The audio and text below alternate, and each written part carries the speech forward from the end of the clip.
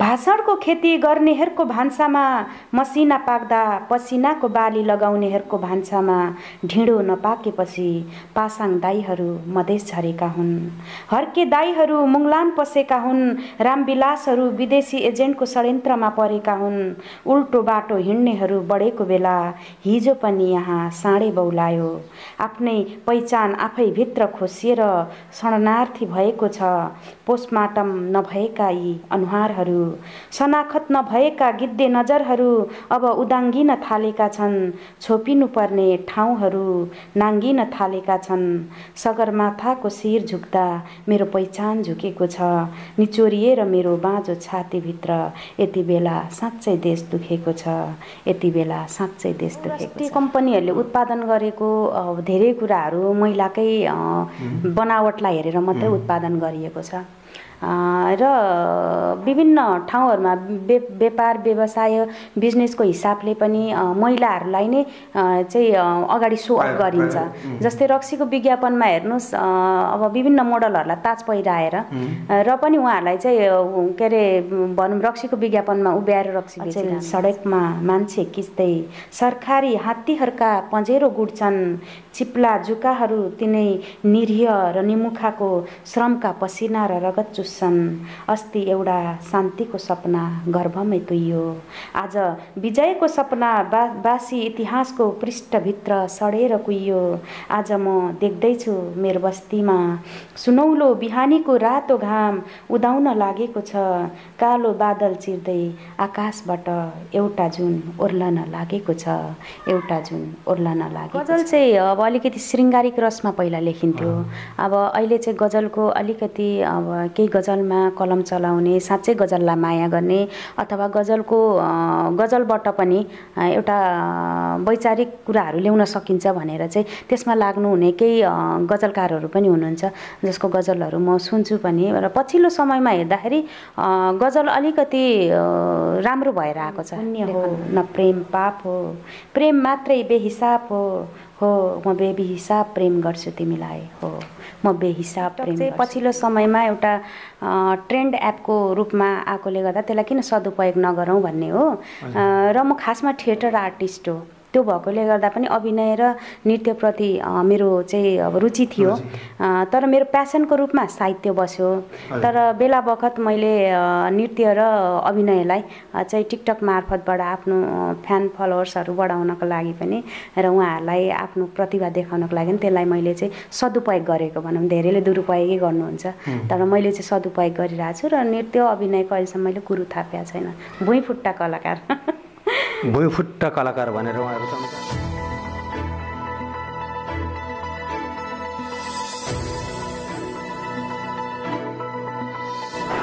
नमस्कार आदरणीय दर्शकबिन, चिसोभाइ अनलाइन टिभीको कला समाजमा यहाँलाई स्वागत छ। चिसोभाइ अनलाइन टिभी अनि मेरो आवाज मिडियामा फेरि पनि तपाईँलाई स्वागत गर्न चाहन्छु। र हाम्रो मिडिया कस्तो लागिरहेछ, हाम्रो प्रस्तुति कस्तो लागेको छ तपाईँले कमेन्ट गरिदिन सक्नुहुनेछ। र हाम्रो मिडियालाई तपाईँले लाइक सब्सक्राइब अनि यो भिडियोहरू र हाम्रो अन्य भिडियोहरूलाई पनि तपाईँले सेयर गरिदिन सक्नुहुनेछ। गरिदिनुहोस् भन्दै आज पनि हामीले हाम्रो स्टुडियोमा एकजना पाहुनालाई निम्त्याएका छौँ। उहाँ धरानमा विशेष कार्यक्रमको लागि आउनुभएको छ। र आजको हाम्रो पाहुना हुनुहुन्छ कवि लता कार्की। कवि लता कार्कीलाई हामी हाम्रो स्टुडियोमा स्वागत गर्दै हामी उहाँको उल्टो पाइलाको विषयमा पनि छलफल गर्नेछौँ र उहाँको लेखकीय लेखन विधाको विषयमा पनि छलफल गर्नेछौँ भन्दै आजको हाम्रो पाहुना हुनुहुन्छ लता कार्की, उहाँलाई स्वागत गर्न चाहन्छु। लताजी यहाँलाई स्वागत छ। धन्यवाद निमा सर। लताजी, तपाईँले उल्टो पाइला आजभन्दा एक हप्ता अगाडि धरानमै चर्चा गर्नुभयो। तपाईँको प्रकाशन भनेको लगभग केही वर्ष अगाडि भएको छ। यो किन ढिलो त्यस्तो भएको, यसमा केही कारण छ? यो 2075 सालमा लगभग 4 वर्ष भयो किताब प्रकाशन भएको छ। यसलाई चिन्डो बुक्सले प्रकाशन गरेको थियो। केही प्राविधिक समस्याहरू थियो। प्रकाशन गृहबाट जति प्रमोसन हुनुपर्ने उहाँहरू आफ्नो जिम्मेवारी पन्छिनु भएको कारणले गर्दाखेरि चाहिँ अलिकति ढिलै भयो। र पछिल्लो समयमा धरानमा 2-3 खेप यो किताबको चर्चा परिचर्चा चाहिँ भइरहेको छ।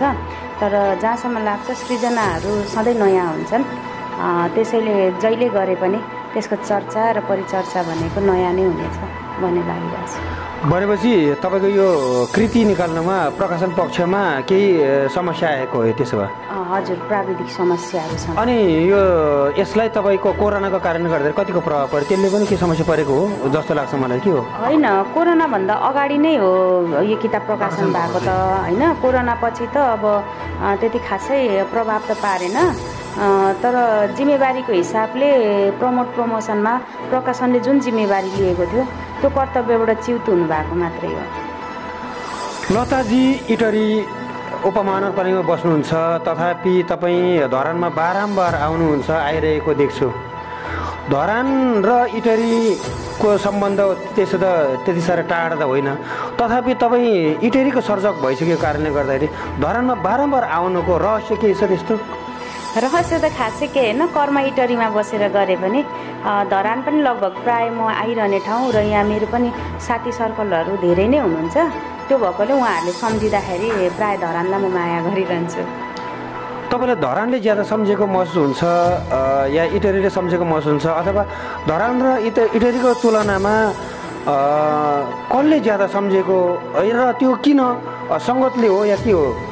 अत्याधिक मात्रामा त धरानले मलाई धेरै कुराहरूमा सहयोग पुऱ्याएको छ र अस्ति भर्खरै पनि हाम्रो लमजुङ सङ्घर्षशील प्रबोध साप्ताहिकको पत्रकार साथी हुनुहुन्छ, उहाँसँग हामी सम्पूर्ण वार्डमा गयौँ र त्यहाँ उल्टो पाइला पनि पुऱ्याइयो। जम्मा 20वटा वार्डमा 3टा वार्ड चाहिँ पुगिएन, अरू 17वटा वार्ड चाहिँ पुग्यो र बारम्बार मलाई धरानले नै सम्झिरहेको अवस्थाले गर्दा धरानतिरै म बढी तानिएको र साथी सर्कल त इटरीमा पनि धेरै नै हुनुहुन्छ। तर साथी सर्कल भए पनि म त्यति नै धेरै सार्वजनिक कार्यक्रमहरूमा जाने त्यस्तो गर्दिनँ, प्राय कार्यक्रमहरूमा म उपस्थिति रहन्न। तर यहाँ केही साथीहरू हुनुहुन्छ धरानमा जसको चाहिँ म वचन काट्न सक्दिनँ, त्यही भएर चाहिँ धरान नै बढी केन्द्रित छु। तपाईँले यो उल्टो पाइला 2075 सालमा प्रकाशन गर्नुभयो। यो उल्टो पाइला तपाईँको पहिलो प्रकाशन हो, पहिलो कृति हो या योभन्दा अगाडि कुनै कृति निकाल्नु भएको छ? छैन, यो पहिलो कृति हो। योभन्दा अगाडि चाहिँ अब फुटकर कविताहरू विभिन्न पत्र पत्रिका मार्फत आएको हुन्छ, विभिन्न अब प्रतियोगिताहरूमा प्रथम पनि हुँदै आएँ र साहित्यलाई नै अगाडि बढाउने क्रममा चाहिँ यो चाहिँ मेरो पहिलो कृति उल्टो पाइला। दर्शकहरू, हामी गफगाफ कुराकानी को साथसाथै उहाँको कृति जो उल्टो पाइला प्रकाशन गर्नुभएको छ त्योभित्र रहेको मुख्य मुख्य कविताहरूलाई पनि हामीले यसरी वाचन गर्ने गर्छौँ र यो कविता के कस्तो छ त्योभित्र रहेको कविताहरूलाई हामी दर्शकमाझ श्रोतामाझ ल्याउने जमर्को गर्छौँ र यो उल्टो पाइलाभित्र के कस्तो कविता छ हामी पहिलो कविता लताको मुखबाट सुन्न चाहन्छु। कस्तो छ पहिलो कविता, हामी उहाँतिर जोड्न चाहन्छौँ। पहिलो कविता हामी सुनौँ न। यो उल्टो पाइलाको कविता सङ्ग्रहभित्र जम्मा 40वटा कविताहरू छन्, जसमध्ये म पहिलो कविता चाहिँ हाम्रो दर्शक श्रोताहरूलाई पनि सम्प्रेषण गर्न चाहन्छु। कविताको शीर्षक सहर र सपना। सहर निदाएपछिको सन्नाटाभित्र जवान भएर जाग्छ सहरकै वैंश। रङ्गी चङ्गी बत्तीको उज्यालोमा आफ्नो यौवन पोप्दै रमाउँछ, जसरी रमाउँछ पुतली जलिरहेको क्यान्डलमा। जब घामले चिहाउँछ शून्यतामा रूपान्तरित हुन्छ सहर। हाँस्न खोज्छ दिनको उज्यालोमा बिर्सिएर रातभरिका जायज नजायज सम्बन्धहरू। पखाल्न खोज्छ डुङडुङती गनाउने चेतनाका अवचेतन नदीहरूले। फोहोर जस्तै मैलो तिम्रो चेतना अझै बढाउन चाहन्छ दुर्गन्ध, फैलाउन चाहन्छ महामारी, निम्त्याउन चाहन्छ भोकमरी, सलबलाउन चाहन्छ सामाजिक सद्भाव। सहर बुढो भएर थला परेको छ, जसरी थलिएको छ जङ्गबहादुरको साली। मलाई सहर सुन्दर लाग्दैन, मलाई सहर शान्त लाग्दैन। मैले देखेकी छु रात छिप्पिँदै गर्दा खुल्लम खुल्ला बिक्री भएको कलिलो यौवन। देखेको छु सुरा र सुन्दरीहरूसँगको उन्मादमा लट्ठिएको प्रदूषित मस्तिष्क। पैसामा किनबेच गर्न चाहन्छ मुटु। सहरका गल्ली चोक र अघोषित कोठीहरूमा व्यवस्थाले बिक्री भइरहेका छन् फुल जस्तै सपनाहरू र निर्दोष जिन्दगी। मान्नै पर्छ सहरलाई जसले रातारात जालीहरूलाई मालिक बनाइरहेछ, पटमूर्खहरूलाई विद्वानको पगरी उठाइरहेछ। सिंह दरबारभित्र देखाइरहेछ बौलाइरहेका साँडेहरूको जात्रा। हिगौँदेखि बाँचिरहेको कुरूप सहर नियालिरहेकी छु वर्षौँदेखि शिवपुरीको उचाइबाट। चिहाइरहेकी छु स्वयम्भूका आँखाबाट, सुनिरहेकी छु पशुपतिमा बजेको शङ्ख र घण्टको ध्वनिमा। म कसरी मान्न सक्छु सहर सुन्दर छ, शान्त छ, सुरक्षित छ, पवित्र छ। सहर हरेक दिन स्खलित हुँदैछ एउटा अस्तित्वविहीन कुरूप सुन्दरता बोकेर, एउटा अस्तित्वविहीन कुरूप सुन्दरता बोकेर। पक्कै पनि तपाईँले यो समसामयिक विषयलाई नै कथावस्तु बनाएको हुनुपर्छ। पक्कै पनि लताजी यो पछिल्लो समयमा त धरान र इटहरीमा यौन व्यवसायको कुरोहरू उठिरहेको थियो र बजारहरूमा ठुल्ठुला सहरहरूमा महिलाहरू यौन व्यवसायको रूपमा राखेको भन्ने कुराले गर्दाखेरि पनि तपाईँले सायद त्यसलाई छनक दिएको हुनुपर्छ। पक्कै पनि के यो कविता, यो सहर भन्ने कविता चाहिँ म पहिलोचोटि काठमाडौँ देख्दाखेरिको पनि अनुभूति थियो होइन। अब त्यहाँनिर सहरमा चाहिँ अलिकति अमिलो व्यवहार, स्वार्थले भरिएको सहर, कङ्क्रिटको मात्रै सहर। अब त्यो सहरभित्र धेरै कुराहरू चाहिँ हामीले बाहिरबाट हेर्दा सुन्दर देखे पनि त्यसका भित्री पक्षहरू चाहिँ कुरूप रहेछन् भन्ने लाग्यो। र त्यो सहरभित्र मौलाइरहेको बाहिरी देखिने सौन्दर्यमा त्यो भित्री कुरूपता चाहिँ नदेखेको कारणले यो कविता चाहिँ खास त्यसरी जन्मिएको पनि हो। हामी यो विषयमा सहरको भित्री रूपहरू बाहिरी सौन्दर्य जे जति छ त्यो जतिको त हुँदैन पक्कै पनि र छैन पनि। भित्री रूपमा हामी जे जस्तै गाजिएर अध्ययन गर्न सक्छौँ त्यस्तो नहुँदाखेरि स्खलित भएको यो तपाईँको शब्द छ जुन तपाईँले उल्टो पाइला राख्नुभएको छ। यो उल्टो पाइला राख्नुको कारण यो शीर्षक भनौँ न, तपाईँको कृतिको नाम कसरी जन्मियो, किन त्यस्तो केही छ? खासमा चाहिँ कविता सङ्ग्रहहरूमा प्राय चाहिँ सर्जकहरूले कविताकै कुनै एउटा हेडलाइनलाई चाहिँ शीर्षक बनाउनुहुन्छ। तर मैले यो 40वटा कवितालाई प्रतिनिधित्व हुने गरी मैले कुनै पनि शीर्षक, उल्टो पाइला नामको शीर्षक छैन यो कविता सङ्ग्रहभित्र। तर यसलाई चाहिँ 40वटै कवितालाई प्रतिनिधित्व हुने शब्द मैले खोजेँ र यो शब्द र यो शीर्षकमा मलाई हाम्रो अनुज खड्काले पनि मलाई सहयोग गर्नुभएको थियो। उहाँसँग मेरो साथी हुनुहुन्छ, उहाँ पनि मिडिया पर्सन नै हुनुहुन्छ। अनि उहाँसँग केही कुराकानी हुँदाखेरि ल यसैलाई राखौँ न त भनेर राखेको। यो खासमा उल्टो पाइला यो समाज उल्टो हिँडिरहेको अनुभूति हुँदाखेरि मैले उल्टो प्रहार गरेको, अथवा एउटा यो विद्रोही चेत अथवा एउटा यो विद्रोह उल्टो पाइला। किनकि यो समाजलाई सुल्टो हिँडिरहेको अनुभूति भइरहँदा म तिमीहरू विपरीत छु, तिमीलाई खबरदार गरिरहेको छु भन्ने पनि अर्थ लाग्छ। नेपालको राजनीतिको कुरा गर्ने हो भने राजनीतिक शब्द र साहित्यिक शब्द केही फरक होला, तथापि राजनीतिक शब्दको हामीले पैसा लिने हो भने एउटा प्रतिगमन र अग्रगमनको कुरा आउँछ। पक्का पनि तपाईँको उल्टो पाइलाले के साहित्यिक क्षेत्रमा प्रतिगमन र त्यो विषयलाई यसले इङ्गित गर्छ त?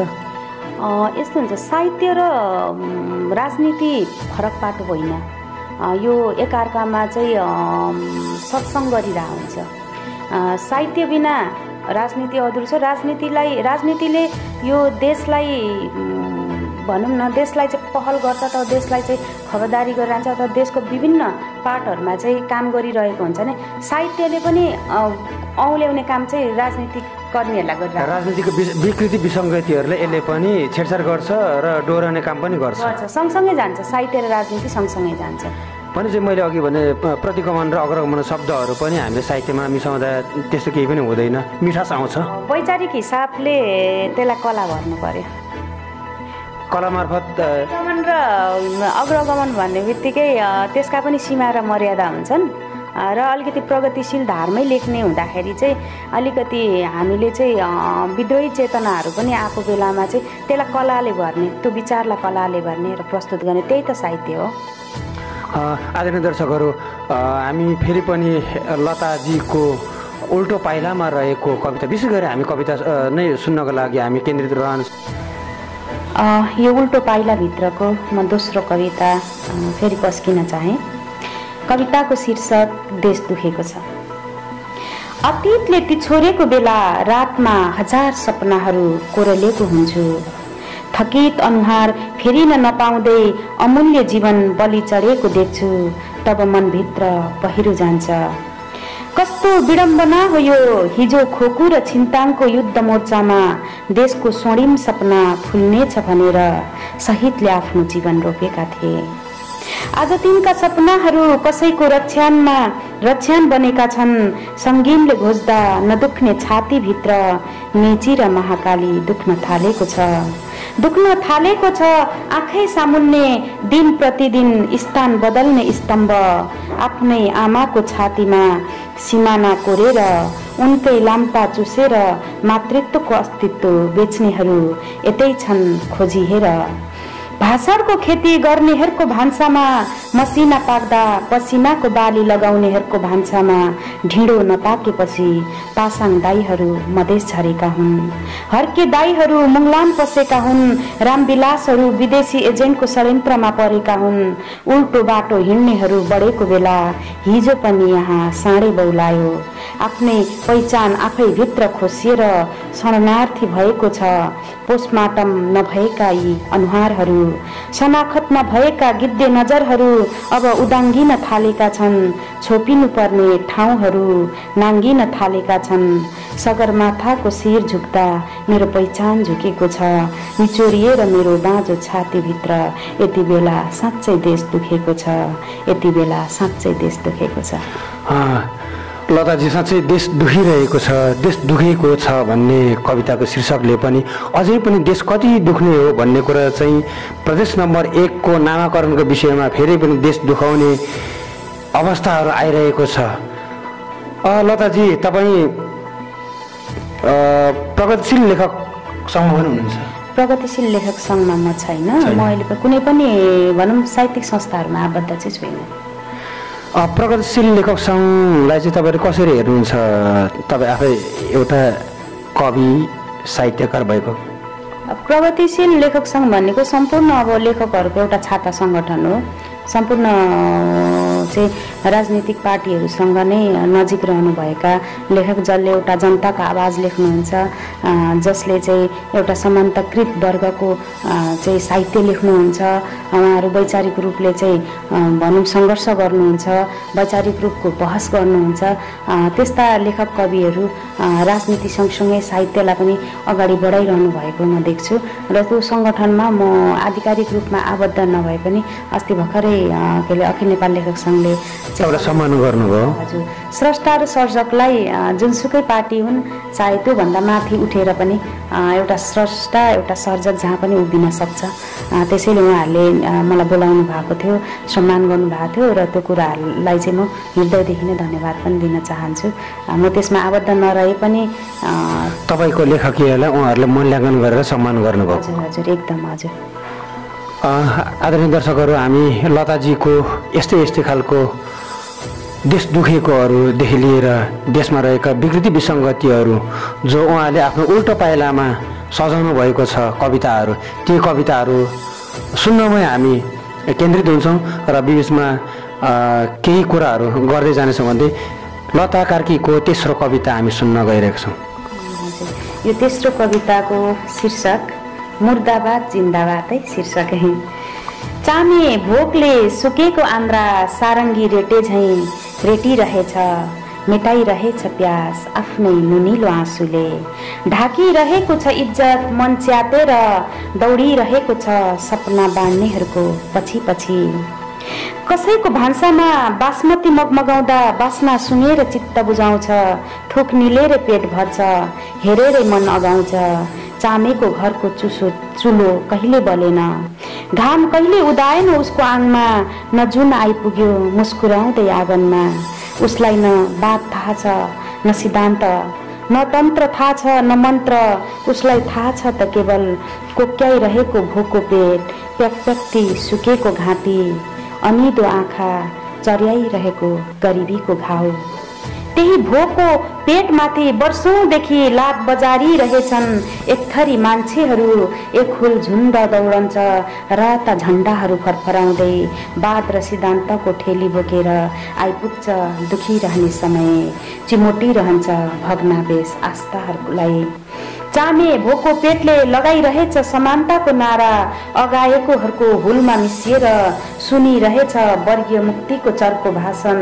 सकी नसकी चिच्याइरहेछ मुर्दाबाद जिन्दाबाद जिन्दाबाद मुर्दाबाद। मुर्दाबाद जिन्दाबाद पक्कै पनि फेरि पनि यो राजनीतिक कुरोहरू जोडिएको र राजनीति र साहित्यको कुरोहरू अघि मैले भन्दै गएँ। यी शब्दहरू पक्कै पनि लताजीको कवितामा राजनीतिक चेत हुनुपर्छ भन्ने कुरोहरू नै र गाउँले परिवेश अथवा गरिब दुखीको विषयमा उहाँहरूले कविताहरू लेखेका पाइयो। लताजी, तपाईँको कवितामा मार्क्सवादको कुरोहरू छ भन्ने पनि मैले केही दिन अगाडिको जुन तपाईँले सम्मान गर्यो त्यो सम्मान कार्यक्रममा त्यसरी कुरोहरू चर्चा उठेको छ अथवा मार्क्सवाद दृष्टिकोणबाट तपाईँको कविताले हेरिएको छ। तपाईँ चाहिँ के भन्नुहुन्छ? म मार्क्सवादी चिन्तन राख्छु र म त्यसको विद्यार्थी पनि हुँ र मार्क्सवादमै रहेर पनि हाम्रो वर्ग हाम्रो चाहिँ वर्गको पक्षमा सधैँ म लेखिरहन्छु, बोलिरहन्छु र बोलिरहेको पनि छु। त्यो भएकोले अलिकति राजनीतिक क्षेत्र हाम्रो सीमान्तकृत वर्गमा रहेको आवाजहरूको निम्ति लेखिरहँदा त्यो आफैमा एउटा चाहिँ विचार हो। यो कविताको शब्द मात्रै न अथवा कविता मात्रै पनि होइन, यो विचार हो र यो विचारलाई चाहिँ अलिकति अगाडि बढाउनको निम्ति त धेरै कुराहरूको नै आवश्यकता पर्ने हुन्छ। त्यो भएकोले मार्क्सवादी सौन्दर्य चेतना चाहिँ प्रशस्त मात्रामा भेटिन्छ मेरो कवितामा। दर्शकहरू, फेरि पनि हामी लताजीको उल्टो पाइलातिर नै जान्छौँ। उल्टो पाइलामा के कस्तो छ भनेर त्यो भित्र रहेको कविताहरू, मुख्य कविताहरूलाई नै हामी फोकस गर्नेछौँ। फेरि पनि हामी चौथो कविता सुन्न गइरहेछौँ। चौथो कविताको शीर्षक छ भट्टी। उदाउँछ घाम हरेक घरको मझेरीबाट र ढल्छ हरेक साँझ मेरो भट्टीमा। पोखिन्छन् काँचका गिलासभरि उत्ताउला मादकताहरू, कर्कस बेसुरे नसाहरू मैसँग ठोक्किन्छन् भड्किला नियतहरू। मलाई लाग्छ ऊ रक्सी कम र ज्यादा मलाई पिरहेछ। यहाँ मनसँग होइन यौवनसँग प्रेम गरिन्छ, त्यसैले हरेक साँझ भट्टीमा रक्सीभन्दा बढी बिक्छन् मेरा मुस्कानहरू। ऊ भट्टीमै गर्छ देश विकास, भट्टीमै बनाउँछ लडाकु योजना। ऊ भट्टीलाई देश सम्झेर पिरहेछ वा देशलाई भट्टी सम्झेर। व्यापारीहरू फस्टाउँछन् भट्टीमै, चोरदेखि गुण्डासम्म मालामाल हुन्छन् भट्टीमै। देश बनाउने पनि भट्टीमै भेटिन्छन्, देश बिगार्ने पनि भट्टीमै देखिन्छन् र भट्टीबाटै देश चलाउँछन्। पक्कै पनि आदरणीय दर्शकहरू, भट्टीमा सब थोक कुरोहरू नै रहेको देखिन्छ भने शुभ कार्यदेखि लिएर अन्य अशुभ कार्यहरू गर्दाखेरि पनि भट्टी अथवा त्यो गाउँले भट्टी किन नहोस्, 5 तारे होटल पनि एक किसिमको भट्टी नै हो। लताजी, तपाईँले भट्टीको कविता सुनाइरहँदाखेरि त्यो भित्र रहेको प्रेम रस अनि यौन रसका कुराहरू पनि भेटियो। मैले योभन्दा अगाडि अघिल्लो कुरामा फेरि पनि जोड्न चाहेँ, तपाईँको कवितामा प्रायः यौन रसका कुराहरू प्रेम रसका कुरा भन्दा पनि ज्यादा मैले पाएको छु। तपाईँ के भन्नुहुन्छ? यौन रसका कुराहरू भन्दा म बिपीलाई चाहिँ झल्झली सम्झिन्छु कि उहाँको लेखनहरू होइन, उहाँलाई सम्झिन्छु। अब कस्तो हुन्छ नि, समग्रमा कवितामा विचार भन्ने चिज त विचार पक्ष त छँदैछ, तर एउटा महिलालाई हेर्ने दृष्टिकोण यो समाजमा कस्तो छ त? अब त्यो भट्टी चलाउने एउटा साउनीलाई अब उसलाई चाहिँ उसको कर्मसँग अथवा उसको श्रमसँग उसको उत्पादनसँग जोड्ने भन्दा पनि उसलाई चाहिँ एउटा चाहिँ यौवनको मातले भरिएकी अथवा एउटा सौन्दर्यको हिसाबले अथवा फिजिकली हिसाबले मात्रै चाहिँ उसलाई प्राय जाँचिन्छ। तपाईँ हामी नर्मली अब होटलहरूमा खान जाउँ, हामी साउनी भनेर अब उनीहरूलाई सम्बोधन गर्छौँ अथवा बोलाउँछौँ होइन। अब कतिपय चाहिँ भनौँ पितृसत्तात्मक सोचले चाहिँ सधैँ महिलाहरूलाई चाहिँ एउटा यौनिकताको हिसाबले मात्रै हेर्छ भन्ने कुरामा चाहिँ भट्टीमा त सबै खालका मान्छे आउँछन्। अब हजुरको एउटा कुरा कोट गरे साह्रै राम्रो लाग्यो। वास्तवमा 5 तारे होटल पनि भट्टी हो, त्यस्ता धेरै होटलहरू भट्टीमा छ र त्यहीँनिर सबै कुरा विकास गर्छौँ अथवा त्यहीँबाट गर्छौँ भनेर रक्सीको सुरमा माथिएर धेरै चिजहरू गरेको देखिन्छ क्या। त्यसलाई नै मैले खासमा चाहिँ इङ्गित गरे हो। त्यो भएकोले गर्दाखेरि भट्टीमा त्यो यौन रस आउनु सामान्य कुरा। लताजी, भट्टीको जो अमिलो जाँडहरू हुन्छ त्यो अमिलो जाँडहरू पचाउनको लागि पनि त्यहाँ रहेका साउनीहरू राम्री भयो भने सायद त्यो जाँड अमिलो भए पनि कुनै कुरो निल्न सकिन्छ।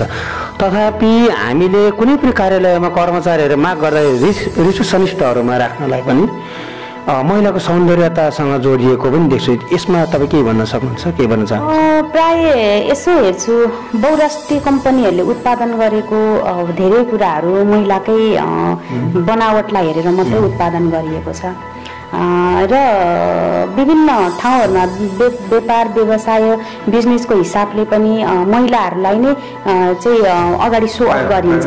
जस्तै रक्सीको विज्ञापनमा हेर्नुहोस्, अब विभिन्न मोडलहरूलाई ताज पहिराएर र पनि उहाँहरूलाई चाहिँ के अरे भनौँ रक्सीको विज्ञापनमा उभ्याएर रक्सी बेचिरहनु भएको छ होइन।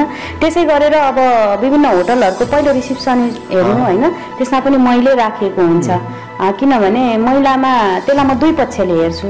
एउटा सकारात्मक पक्षले हेर्दाखेरि त्यसलाई के हुन्छ भन्दाखेरि महिलाहरू अलि हार्दिकता बढी, अलि भनौँ करुणामय, अलिकति सद्भाव सत्कारमा चाहिँ अलिकति पुरुष प्रवृत्ति भन्दाखेरि महिलाहरू अलि नरम स्वभावको हुन्छ। त्यो भएकोले पनि उहाँहरूलाई सायद डिलिङको लागि नै अगाडि सो अप गरिएको हुन्छ। र यसलाई वैचारिक पक्षबाट अलिकति भनौँ अन्तर्क्रिया गर्दाखेरि चाहिँ महिलाहरूको नाममा जति कुराहरू बनिएको छ त्यो कुराहरू चाहिँ महिलाको अवस्था र महिलाको ढाँचालाई हेरेर मात्रै बनाइएको कुराहरू छ। त्यसमा चाहिँ महिलाहरू स्वयंले चाहिँ प्रतिरोधमा उत्रिनुपर्छ अथवा उभिनुपर्छ भन्ने चाहिँ मेरो मान्यता छ। आदरणीय दर्शकहरू, महिलाको विषयलाई फेरि पनि अर्को एपिसोडमा जोड्नेछौँ। यो बिचमा हामी फेरि लताजीको उल्टो पाइलाबाट अर्को कविता सुन्छौँ, त्यसपछि फेरि हामी कुराकानीमा जोड्नेछौँ। अर्को यो 5औं कविता बिहानीको गीत शीर्षकमा। एक हुल भयभीत साङ्लाहरू मेरो बस्तीमा छिरेका छन् अनि सलबलाउँछन् निभेका झुप्राहरूमा। अमिलो पीडाका थुप्राहरूमा, अनिश्चित भविष्यहरूमा सुन्दैछु अचेल यस देशलाई बौला कुकुरले टोकेपछि रेबिज भोग्दैछन् मान्छेहरू। भोकको दाँत र नाङ्गा आँटहरू कुनै मर्नुको उत्सव पर्व पर्खेर मृत्युपत्रमा शनाखत गर्दैछन् महाभूकम्प खपेर। आफ्नो स्वाभिमानमा पहिरो धस्केपछि सन्तासले होला हिजो आज मान्छेका छातीहरूलाई न्यानोपनले छुन छोडेको छ। लाल भन्ज्याङ र पाखाहरूमा गुराँसको वैसा जस्तो फुल्ने रहरहरू ओइलाएका छन्। अनिदा आँखाभित्र आगोका सपनाहरू कोदोबारीका शीशसँगै भिजेका छन्। अचेल सडकमा मान्छे किच्दै सरकारी हात्तीहरूका पँजेरो गुड्छन्। चिप्ला जुकाहरू तिनै निरीह र निमुखाको श्रमका पसिना र रगत चुस्छन्। अस्ति एउटा शान्तिको सपना गर्भमै तुइयो, आज विजयको सपना दासी इतिहासको पृष्ठभित्र सडेर कुइयो। आज म देख्दैछु मेरो बस्तीमा सुनौलो बिहानीको रातो घाम उदाउन लागेको छ। कालो बादल चिर्दै आकाशबाट एउटा जुन ओर्लन लागेको छ, एउटा जुन ओर्लन लागेको छ। पक्कै पनि उहाँको कवितामा हामीले फेरि पनि आशावादीका कुराहरू पनि झल्किन्छ। एउटा जुन ओर्लँदैछ भन्नुको मतलब पक्कै पनि देशमा एउटा कायापलट हुन्छ, देश अग्रगामीतर्फ जान्छ र देश अग्रगामीतर्फ जानुपर्छ भन्ने यसले मूल सन्देश दिएको छ भने ती हात्ती पँजेरोलाई हात्तीको उहाँले बिम्ब बनाउनु भएको छ। पक्कै पनि अहिले राज्यको ढुकुटी दोहन गरेर नेपालका राजनीतिक दलहरू नेताहरूले यसरी देशलाई चुसिरहेको छ। यसको उहाँहरूले भण्डाफोर गर्नुभएको छ। देश अग्रगामीतर्फ जानुपर्छ भन्ने बिहानी आशाका दियो उहाँले देख्नुभएको छ। लताजी, तपाईँले कविता बाहेक अन्य गीतहरू लेख्ने गर्नुभएको छ कि छैन? गीतमा चाहिँ खासै कलम चलाउँदिन थिएँ। केही समय अगाडि चाहिँ म आजभन्दा 7-8 वर्ष अगाडि भनौँ गजल खुब मन पर्थ्यो। गजल खुब मन पर्नेले गजलमा हात चलाएँ, तर गजलमा फिटुक्कै मेरो पछिल्लो समयमा मन गएन। साहित्य विधाको सबैभन्दा जटिल पाटो भनेको कविता रहेछ। कविता कविता भनेपछि तपाईँले गजल भन्दा पनि कठिन पाटो कविता रोज्नुभयो। हजुर, कठिन पाटो कसरी भन्नुहुन्छ भने लेखन विधामा कविता बुझ्ने एक त पाठक पनि कम, पढ्ने पाठक पनि कम हुनुहुन्छ र प्रकाशनको हिसाबले कविताहरू त्यति अब बजार व्यवस्थापन हेर्दा पनि बिक्री वितरण कमै हुन्छ। त्यसमाथिबाट यो एकदम चुनौतीको पाटो। कविताको हरेक शीर्षकमा एउटा उपन्यास हुन्छ क्या, हरेक लाइनमा अथवा हरेक त्यसको स्ट्यान्जामा एउटा उपन्यास, सिङ्गो उपन्यास हुन्छ। त्यो भएकोले गर्दाखेरि कविता जटिल पाटो भएर पनि रोजेर मेरो कवितामै भेष पनि बस्यो। र यो अलावा मैले दुईटा गीत चाहिँ हाम्रो राकेश किरातीको हुनुहुन्थ्यो एकजना साथी, उहाँको अनुरोधमा दुईटा गीत लेखेँ। त्यसलाई मेलिना राईले स्वर दिनुभएको छ। एउटा त हामीले युट्युब च्यानलबाट पनि हेर्न सक्छौँ, रेकर्ड भइसकेको छ। एउटा चाहिँ रेकर्ड भएर पनि त्यसलाई चाहिँ अलिकति भिडियो बनाइएको छैन, त्यो भएकोले गर्दाखेरि सार्वजनिक नगरिएको। त्यो अलावा भनेको त्यही मेरो जीवनकालमा दुईटा गीत चाहिँ। गजल पनि नियममा सूत्रमा बाँधेर लेख्नुपर्ने हुन्छ, तर तपाईँ भन्नुहुन्छ गजल भन्दा पनि कठिन कविता भन्नुहुन्छ। गजल चाहिँ अब अलिकति श्रृङ्गारिक रसमा पहिला लेखिन्थ्यो। अब अहिले चाहिँ गजलको अलिकति अब केही गजलमा कलम चलाउने, साँच्चै गजललाई माया गर्ने अथवा गजलबाट पनि एउटा वैचारिक कुराहरू ल्याउन सकिन्छ भनेर चाहिँ त्यसमा लाग्नुहुने केही गजलकारहरू पनि हुनुहुन्छ, जसको गजलहरू म सुन्छु पनि। र पछिल्लो समयमा हेर्दाखेरि गजल अलिकति राम्रो भएर आएको छ लेखनमा। पहिला श्रृङ्गारिक रस मात्रै लेखिन्थ्यो भने अहिले विविध कुराहरूलाई पनि त्यसमा समेट्ने गरिएको छ। तर लेखनको विधामा चाहिँ जस्तै कथा पनि सल्ल बग्न सक्छ, उपन्यास पनि तपाईँलाई ठाउँ पात्रहरू र त्यसका कथा भने एउटै कथामा बग्न सक्छ। गजल पनि लगभग अलिकति श्रृङ्गारिक रस र अथवा केही एउटा विषयवस्तु भयो भने त्यसमा बग्न सक्छ। तर कविता चाहिँ यस्तो कठिन छ कि मैले भनेन, प्रत्येक हरफ चाहिँ एउटा उपन्यास हो। आदरणीय दर्शकहरू, अहिले तपाईँ हेर्नुहुन्छ चिसेफाई अनलाइन टिभीको कला संवादमा र यो कार्यक्रम एकैचोटि चिसेफाई अनलाइन टिभी अनि मेरो आवाज मिडियाबाट प्रस्तुत हुन्छ। र आज हामी हाम्रो स्टुडियोमा कवि लता कार्की इटेरीबाट उहाँ धरान आउनुभएको छ। त्यही मौकामा हामीले हाम्रो स्टुडियोमा निम्त्याएको छौँ र हामी कार्यक्रमको अन्त्यमा छौँ। लताजी, तपाईँले अब कतिवटा कविता चाहिँ धेरै छन्, अब हामी कार्यक्रमको अन्त्यमा छौँ, तपाईँले यो अन्तिम कविता हो के हो? अन्तिम कविता म छोटो छ यो कविता, अगाडिको अलि लामो हरफमा थियो र अन्तिममा भनौँ अब प्रेम सम्बन्धीको कविता चाहिँ म यहाँ सुनाउन चाहन्छु। बेहिसाब प्रेम शीर्षकमा अन्तिममा दर्शकहरूको लागि यो प्रेम। म यसरी रित्तिएँ तिमीमा जसरी नसा प्यालाबाट रित्तिन्छ, म यसरी सकिएँ तिमीमा जसरी सलाइको बारुद आगोमा सकिन्छ, यसरी लिप्त यस्तो सुसुप्त तिमीमा कपुर जस्तै बिलिँदै गएँ, मनको पत्रमा भासिँदै म कति बेला सकिएँ थाहा नै भएन, म कति बेला रित्तिएँ पत्तै पाइनँ, बिहानीको शीत झैँ कति बेला पोखिएँ म प्रेम बनेर तिमीमा, न प्रेम पुण्य हो न प्रेम पाप हो, प्रेम मात्रै बेहिसाब हो म बेहिसाब प्रेम गर्छु तिमीलाई, हो म बेहिसाब प्रेम गर्छु तिमीलाई। यो एउटा प्रेम कविता मलाई पनि साह्रै मन पर्यो। गाउँघरमा हामी के भन्ने चलन के छ भन्दाखेरि आगोको छेउमा राखेको घिउ पग्लिन्छ भन्ने जुन भनाइहरू थियो, तर उहाँले चाहिँ कपुरलाई बिम्ब बनाउनु भएको छ। हामी कार्यक्रमको अन्तिममा छौँ। लताजी, तपाईँ सामाजिक सञ्जालमा पनि निकै छाउनुहुन्छ, तपाईँको टिकटक पनि हामी निकै हेर्छौँ, तपाईँले आफ्नो नृत्य कला पनि राम्रो प्रस्तुत गर्नुहुन्छ। तपाईँ के भन्नुहुन्छ? साहित्यको अलावा तपाईँले नृत्य प्रशिक्षण लिएर त्यो गर्नुभएको सोक हो के भन्नु, त्यसमा छोटो भन्नुहोस्। अहिलेसम्म नृत्यको मैले कुनै पनि गुरु थापेको छैन र टिकटक चाहिँ पछिल्लो समयमा एउटा ट्रेन्ड एपको रूपमा आएकोले गर्दा त्यसलाई किन सदुपयोग नगरौँ भन्ने हो। र म खासमा थिएटर आर्टिस्ट हो, त्यो भएकोले गर्दा पनि अभिनय र नृत्यप्रति मेरो चाहिँ अब रुचि थियो। तर मेरो प्यासनको रूपमा साहित्य बस्यो। तर बेला बखत मैले नृत्य र अभिनयलाई चाहिँ टिकटक मार्फतबाट आफ्नो फ्यान फलोवर्सहरू बढाउनको लागि पनि र उहाँहरूलाई आफ्नो प्रतिभा देखाउनको लागि त्यसलाई मैले चाहिँ सदुपयोग गरेको भनौँ। धेरैले दुरुपयोगै गर्नुहुन्छ, तर मैले चाहिँ सदुपयोग गरिरहेको छु र नृत्य अभिनयको अहिलेसम्म मैले कुरो थापेको छैन। भुइँफुट्टा कलाकार भुइँफुट्टा कलाकार भनेर उहाँ रुचाउन चाहनुहुन्छ। आदरणीय दर्शकहरू, हामी आजका अतिथि लता कार्कीजीलाई पनि बिदा दिनुहोस् र मलाई साथ दिनुहुने, क्यामेरामा साथ दिनुहुने सहकर्मी मित्र नवीन रम्तेल अनि प्राविधिक मित्र दिपेश याम्पोलाई पनि बिदा दिनुहोस्। हस्त, धन्यवाद, नमस्कार।